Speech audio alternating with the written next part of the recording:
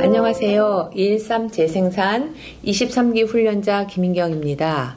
오늘 하나님이 저희들에게 주시는 말씀은 이사야서 20장 1절부터 6절입니다. 성경책을 찾아 함께 읽겠습니다. 아수르의 사르곤 왕이 다르단을 아스돗으로 보내매 그가 와서 아스돗을 쳐서 취하던 해니라. 그때 여호와께서 아모스의 아들 이사야에게 말씀하여 이르시되 갈지어다 내 허리에서 배를 끄르고 내 발에서 신을 벗을지니라 하시매 그가 그대로 하여 벗은 몸과 벗은 발로 다니니라. 여호와께서 이르시되 나의 종 이사야가 3년 동안 벗은 몸과 벗은 발로 다니며 애굽과 구스에 대하여 징조와 예표가 되었느니라.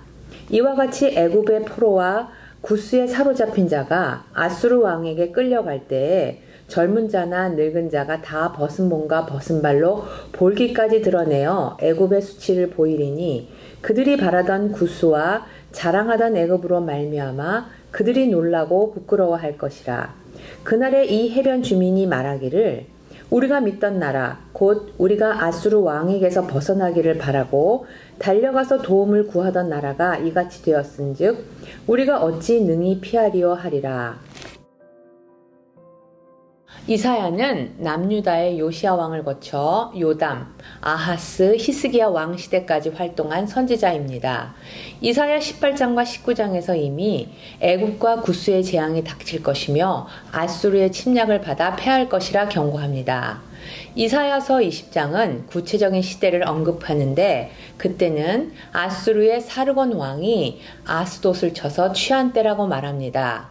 북이스라엘은 아수르에 의해 멸망하고 남유다는 아직 남아있던 시대라고 추정할 수 있습니다. 하나님은 이사야에게 허리에서 배를 끄르고 신을 벗고 벗은 몸과 벗은 발로 3년을 다니라고 명하십니다.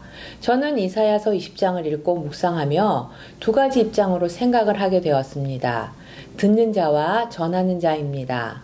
하나님은 이사야를 통해 남유다 사람들에게 믿고 신뢰할 것은 오직 하나님이요 눈에 보이는 강자 애굽이나 구스가 아니라고 강하게 말씀하십니다.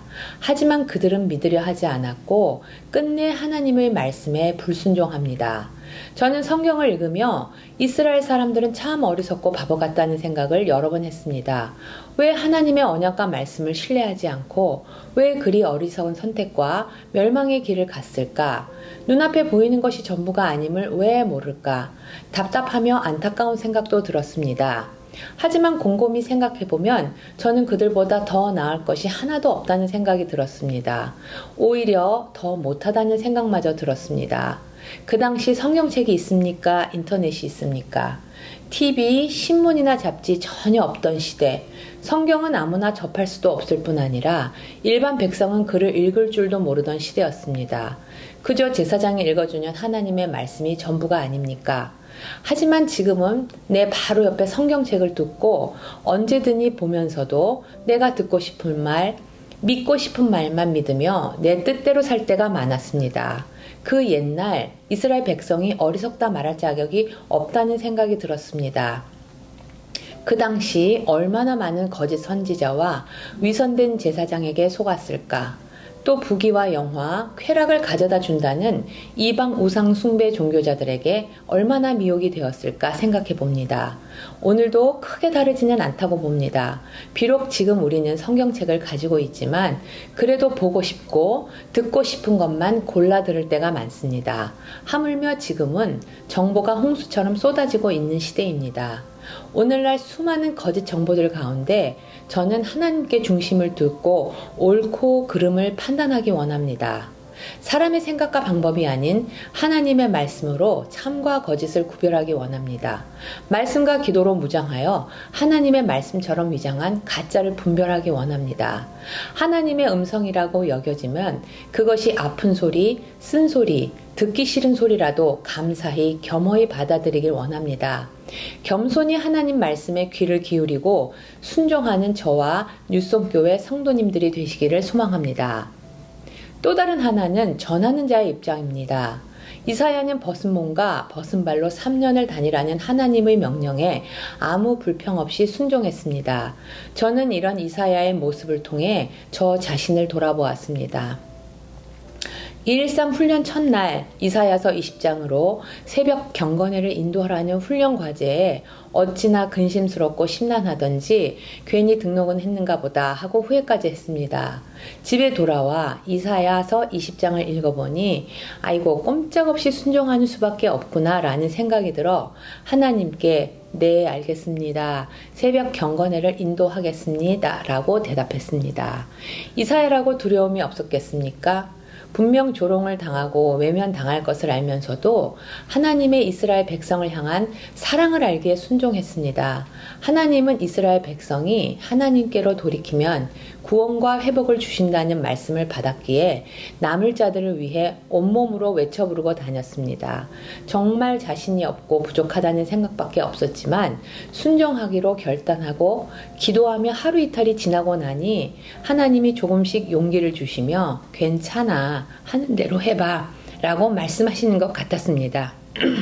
이제 마무리를 하고자 합니다. 하나님 나라의 일을 하거나 복음을 전할 때 꼭 기쁘고 즐겁기만 하지는 않습니다. 어렵고 하기 싫을 때도 있습니다. 자신이 없을 때도 있습니다. 때로는 수치심, 거절감, 심지어 모욕감을 느낄 때도 있습니다. 하지만 예수님보다 더 수치와 모욕을 당한 사람이 있을까요?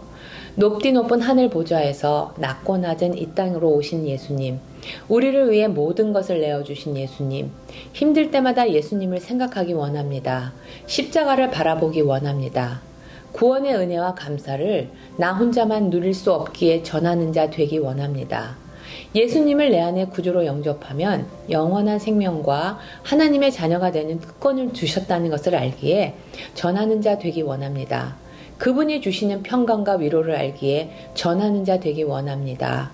그분의 세상을 향한 사랑과 소망을 알기에 전하는 자 되기 원합니다. 다 같이 기도하시겠습니다.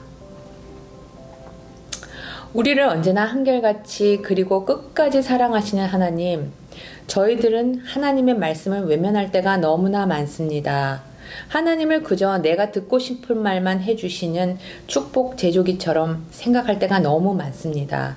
하나님 저희들에게 아픈 소리, 쓴소리 하심을 감사히 받아들이기를 원합니다. 찔림을 겸손히 받아들이기를 원합니다. 저희 믿는 자들로 복음 전함을 기뻐하기 원합니다. 때론 그 일이 힘들지라도 십자가를 붙들고 예수님을 바라보기 원합니다. 오늘도 살아계시며 우리에게 힘 주시고 용기 주시는 예수 그리스도의 이름으로 기도합니다. 아멘.